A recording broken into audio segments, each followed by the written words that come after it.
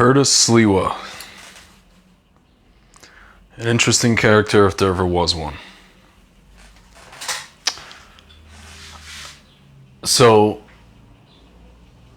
I came to America with my family as a kid in 1987. And I remember, we lived in Brooklyn. I remember there being an organization called the Guardian Angels. They still exist, they're still around. But, back then crime was very rampant. Much as it is today, but back then it was like, it was a continuation of what you saw in the 60s and 70s. We're talking late 80s, early 90s. So we're talking about like the administration of Mayor Koch going into the administration of David Dinkins. And I remember there was a guy, Curtis Sliwa, and I remember there were the Crown Heights riots, and there was Al Sharpton riling up people. He wasn't really trying to solve anything. He was just trying to basically create violence over something that was basically accidental. And I remember Curtis Sliwa was basically physically, not just defending most people, he was defending Jews. He was physically defending Jews and ideologically defending Jews. And all throughout the years, whether it's, listening to his radio show, whether it's just watching him on TV, watching him anytime anything happened with Jews or Israel, he always comes out for the Jews and for Israel. You can call him a Semitophile. I don't know the term you use. A person who is a lover of the Jewish people. So now, guys, we have a mayoral election coming up. New York just had primaries for both parties. And you guys maybe don't know this, some of you guys do, that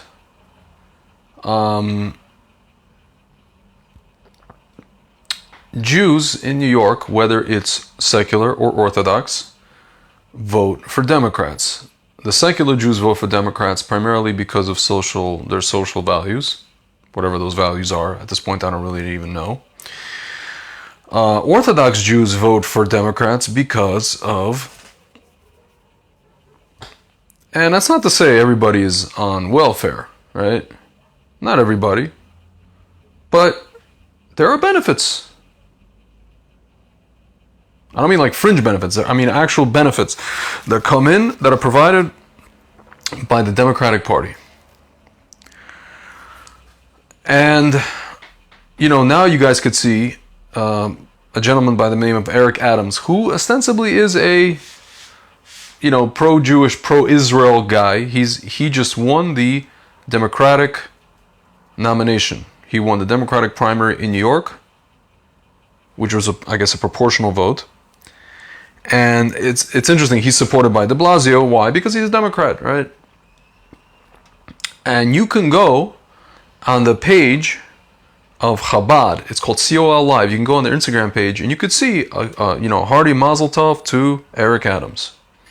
Eric Adams is doing the tour of all the shuls and all this kind of stuff. So now, on the other side, the Republican side, we had the aforementioned Curtis Sliwa, who won his primary.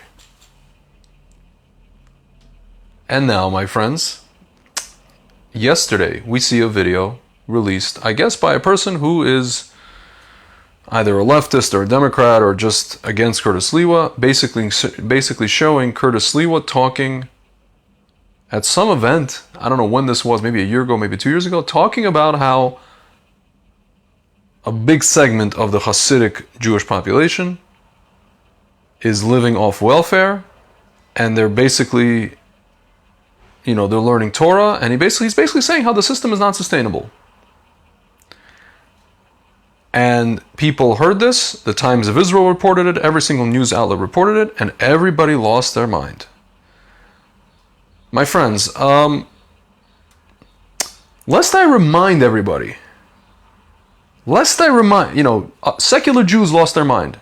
Secular Jews lost their mind. They said this guy hates Jews, he's an anti-Semite, all this kind of stuff. Lest I remind everybody, there are Jews, both citizens and politicians here in Israel, who say the same exact thing, and they're not wrong.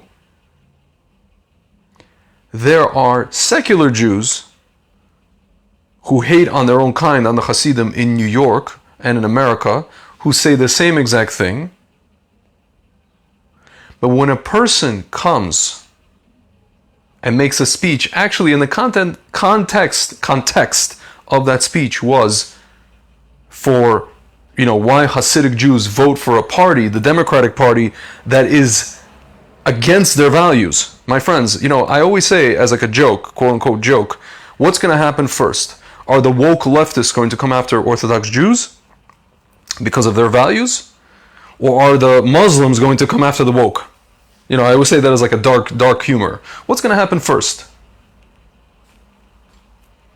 So I'll tell you guys, it used to be the Democratic Party at least had on certain social issues was more or less okay, right? So they were providing services. They were the party of government services, right? So that's what these Orthodox Jews, whether it's Satmar, whether it's Chabad, whether it's any group, primarily voting Democrat for years and years and years, because of, not to say people don't work, not to say people don't, but let's face it. And I say this as a person, as a Baal Tshuva. I have a lot of friends in these communities, okay? And I would suspect that what Curtis Lee was saying at this point is like, well, these guys are not for your social values. I'm not going to enumerate what the social values are. You understand with your head that the Democratic Party of today is not for the social values of the Torah, of what Orthodox Jews believe. On many social issues, I don't have to reel them off right now, for fear of triggering the algorithm here on Facebook, okay? So, ostensibly, the only reason Orthodox Jews would remain voting for today's Democratic Party of the year 2021, 5781, is because of, okay? And my friends, Curtis Sliwa, the longtime lover of and the physical defender of the Jewish people. You have people from the Guardian Angels, you guys can see videos, standing outside of 770 defending the Jews who were getting knockout gamed by, unfortunately, the other population in that neighborhood, okay? It is what it is. But his organization was defending us, physically. Not the cops were, he was. His organization was. And defending Israel, and, going on and on. You listen to his radio show, the guy, half the stuff he says is about Shabbat and davening and this and that. Just Jewish terminology. More than any Jew ever said. And now, my friends, secular Jewish leftists or Democrats are getting upset at him when they say the same things and worse, when the people who are just like them here in Israel say the same things and worse. People from the modern Orthodox community say the same things and worse. And when a non-Jew and a Gentile who actually loves Jews and comes and says, this thing that we're running here, that we are running in New York is not sustainable, and also that we should stop voting for the Democrats, which we should because the Democrats hate Israel, most of them except for one guy, Eric Adams, and Yang, right? And even though he wouldn't answer a question about Ilhan Omar, to his face, right? We should stop voting for these people, most of these people, because they don't serve social interest of the Jewish people, of Orthodox Jews in New York. They don't, except for, we know what talks. You know what I'm saying? As Rabbi Nava says, money talks and you know what walks, okay? So my friends, I agree with Curtis Sliwa. I'm not offended at what he said. Not everybody's learning Torah. Some people are just taking what they take from the coffers, right? And that's basically it. My friends, this is something that they did to another president, they know that he is pro-Jewish. They know his daughter's Jewish. They know he's pro-Israel. So what are they going to do? They're going to figure out a way how to turn him into an anti-Semite or associate with him with anti-Semites. And they're doing it now to Curtis Sliwa. They're doing it again. They know that this guy spent his entire life defending Jews and being pro-Jewish, and they found a speech where he said an actual fact, and it was in the context, I guarantee you, it was in the context of him talking about the Hasidic community, why they vote for the Democratic Party for years and years and years, and why they should stop, and why they haven't stopped, unfortunately.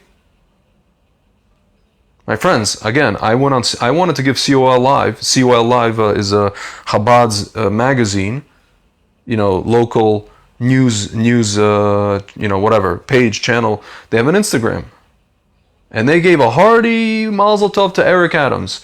Eric Adams is not a bad guy. He's a pro-Israel person. He said he would have a house in Israel, this and that and the other. But my friends, he's a Democrat. He's part of the Democratic Party. He's part of the Democratic machine in New York,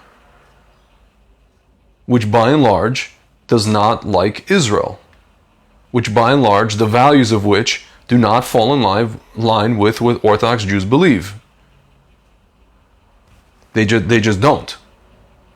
You could say whatever you want. They just don't. It doesn't anymore. It used to. It doesn't anymore. And I always hear like secular Jewish friends saying, well, the Republicans, all these Christians, they want us to come back to Israel so that we can explode and Yoshka can come and da. My friends, honestly, that's such a canard. It's like the biggest canard I've ever heard. I think at best 2.5% of those people believe that. And this is what they're doing again. They're doing it again. They're taking a guy who loves the Jewish people, who loves Israel, who physically defends the Jewish people,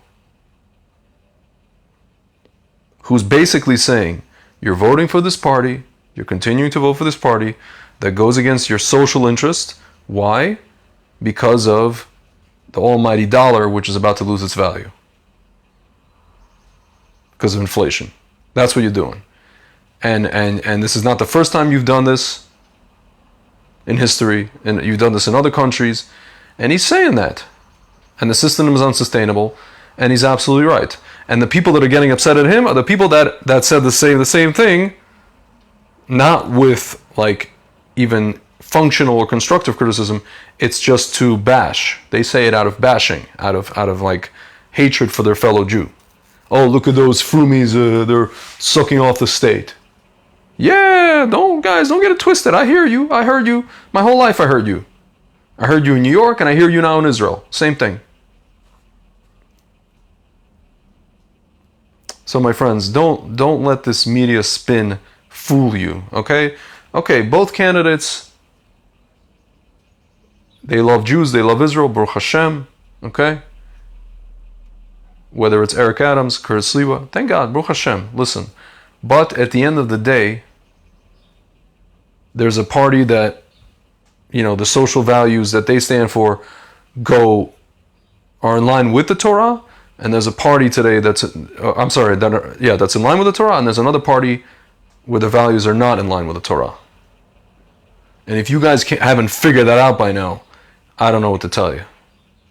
I really just don't know what to tell you.